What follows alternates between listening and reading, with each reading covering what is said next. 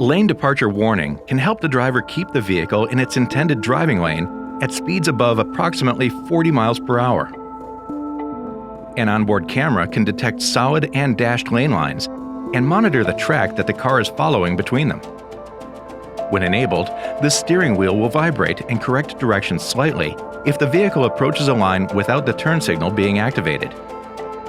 If a turn signal is activated, lane departure warning will not intervene unless side assist detects a car in the vehicle's blind spot. Lane departure warning is on when the lane departure icon is visible below the speedometer.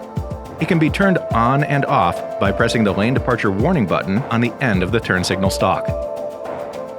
While lane departure warning helps the driver keep the vehicle in its intended lane, lane guidance works in conjunction with other available features such as adaptive cruise assist and provides active steering input to assist with keeping the vehicle in the center of the lane.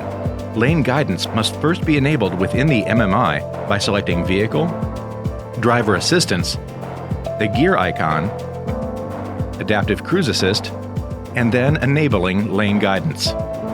Adaptive Cruise Assist must be active for lane guidance to function.